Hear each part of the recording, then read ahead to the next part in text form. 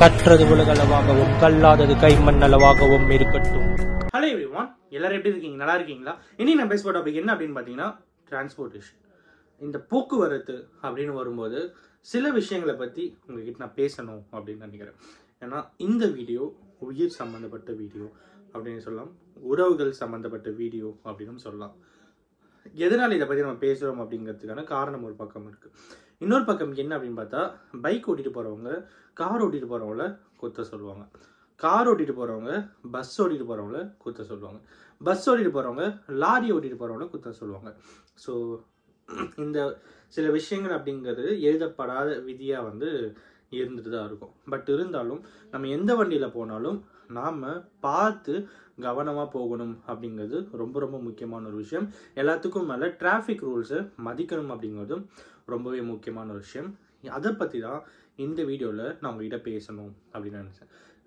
எனக்கு தெரிஞ்ச ஒருத்தர் ரொம்ப நாளாக இங்கே வந்து ஒரு மெடிக்கல் ஷாப் வச்சிட்ருக்காரு. ஸோ அவர் வந்து என்ன பண்ணுறாரு அப்படின்னு பார்த்தீங்கன்னா, நேற்று மத்தியானம் என்ன பண்ணார், அவர் வந்து ஒரு மெடிக்கல் ஷாப் வச்சுட்டுருக்கனால ஹோல்சேலில் மெடிசன்ஸ்லாம் ஒரு பக்கம் சேல் பண்ணுறாரு.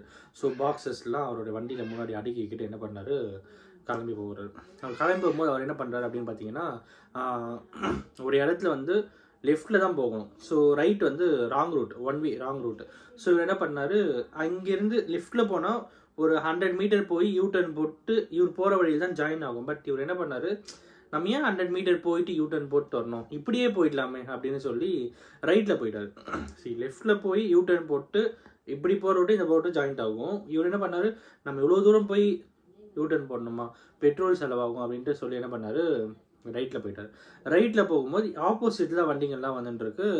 அன்ஃபார்ச்சுனேட்டாக கீழே இருந்த ஒரு கல் மேலே தெரியாமல் வண்டியை ஏற்றி என்ன பண்ணுறாரு, பேலன்ஸ் போய் கீழே விழுந்துடுறாரு. விழுற டைமில் அன்ஃபார்ச்சுனேட்டாக ஒரு பஸ் ஒன்று வந்து அவருடைய உடம்பு மேலே ஏறி இறங்கி அங்கே காலமாயிட்டார்.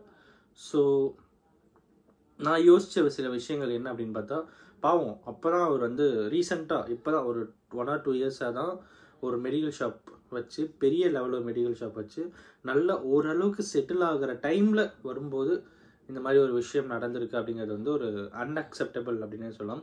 இன்ஃபேக்ட் அந்த ஏரியாவில் இருக்கிற மொத்த பேருமே இன்றைக்கி அவருடைய இறுதி ஊர்வலத்தில் வந்து கலந்துக்கிட்டாங்க அப்படின்னு நம்மளால் பார்க்க முடிஞ்சது. So it is not like ஒரு 10 ரூபா பெட்ரோல் அவர் யோசிக்காமல் இருந்திருந்தாருன்னா இன்றைக்கி அவர் உயிரோடு இருந்திருப்பார் அப்படின்னு ஒரு பக்கம் தோணுச்சு. இன்னொரு பக்கம் வந்து நம்ம ராங் ரூட்டில் போகிறோமே, அது எப்பயுமே அன்சேஃப் அப்படிங்கிற ஒரு விஷயம் தெரிஞ்சுக்கணும் அப்படிங்கிறதும் இந்த வீடியோவில் நான் உங்ககிட்ட பேசணும் அப்படின்னு நினச்சேன். இந்த வீடியோ வந்து யங்ஸ்டர்ஸ்க்கு சொல்லணும், இல்லை வந்து சின்ன பசங்க புதுசாக வண்டி ஓட்டுறவங்களுக்கு சொல்லணும் அப்படின்னா இல்லை. அவருடைய வயசே வந்து எனக்கு தெரிஞ்ச ஒரு 55 வயசுக்கு இருக்கும், தாராளமாக 50 to 55 வயசுக்கு கண்டிப்பாக இருக்கும். வயது முதிர்ந்த நபர் தான். ஸோ அவரும் வந்து மிச்சப்படுத்தணும், டிரான்ஸ்போர்ட்டேஷனை மிச்சப்படுத்தி நம்ம எதுவும் பண்ண போகிறது இல்லைங்க. நம்ம இங்கேருந்து இந்த ரூட்டுக்கு போகிறது பதில் வேறு ரூட்டில் போகிறோன்னா இந்த வண்டி இன்னும் வேறு ஏதோ ஒரு 100 மைலில் போய் நிற்க தான் போகுது. நான் இந்த இடத்துல 100 மீட்டர் நான் சேவ் பண்ணிட்டேன் அப்படியே அந்த வண்டிக்கு சொல்லிட்டேன்னா அந்த வண்டி என்ன, ஓகே இந்த இடத்துல 100 மீட்டர் சேவ் பண்ணிட்டாங்க, நம்ம இன்னொரு 200 மீட்டர் 300 மீட்டர் எக்ஸ்ட்ரா நான் ஓட போகுது கிடையாது.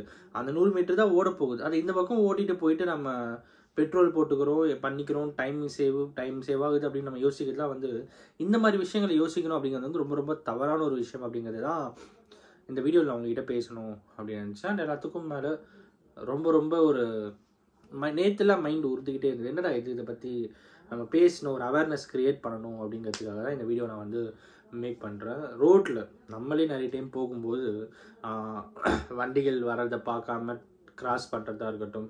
இன்ஃபேக்ட் நானே அன்றைக்கி காரில் போயிட்டு இருக்கும்போது சடனாக ஒருத்தர் கிராஸ் பண்ணுறாரு, பிளாக் ஷர்ட்டு பிளாக் பேண்ட்டு.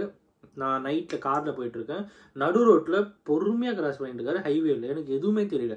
அப்புறம் ஒரு குறிப்பிட்ட டிஸ்டன்ஸை பார்க்கும்போது நான் வண்டியை ஸ்லோ டவுன் பண்ணுறேன், அதுக்கப்புறம் ஒரு டக்குன்னு ஃபாஸ்ட்டாக போகிறாரு. ஸோ ரோடை பொறுத்த வரைக்கும் ரொம்ப ரொம்ப கேர்ஃபுல்லாக இருக்கணும் அப்படிங்கிறது வந்து நான் இன்றைக்கி இந்த வீடியோவில் உங்ககிட்ட பேசணும் அப்படின்னு நினச்சேன். அண்ட் அஃப்கோர்ஸ் எல்லாத்துக்கு முன்னாடி டிரைவிங், ஸோ டிரைவர்ஸும் வந்து கேர்ஃபுல்லாக வண்டி ஓட்டுங்க. அதே மாதிரி மேபி இது அஃப்கோர்ஸ் இல்லை, டிரைவர் மேலே தப்பு சொல்ல முடியாது, ஏன்னா வந்து அவருடைய தப்பு தான் கரெக்டாக. பட் அது இருந்தாலும் ஒருத்தர் ஆப்போசிட்டில் வராங்க அப்படின்னும் போது நாம் மேபி கொஞ்சம் ஸ்லோவாக போயிருக்கலாமோ, அந்த இடங்களில் கொஞ்சம் ஸ்லோவாக போயிருக்கலாமோ அப்படின்னு சொல்லி எனக்கு தோணுச்சு. ஏன்னா அதே மாதிரி ஃபீமேல்ஸ் விமென்ஸ்லாம் வண்டி ஓட்டிகிட்டு போகும்போது காரு பைக்கோ பஸ்ஸோ ரொம்ப அவங்க கிட்ட போயிட்டு ஹார்ன் அடிக்கிறது, அது விமென் மட்டும் இல்லை மென்கிட்டையும் சம்டைம்ஸ் அவங்க வந்து ரொம்ப டெம்ப்டாக இருந்தாலோ இல்லைன்னா வந்து பதட்டப்படுறவங்களா இருந்தாலும் அந்த டைமில் அவங்க என்ன பண்ணுவாங்கன்னே வந்து தெரியாது, கரெக்டுங்களா?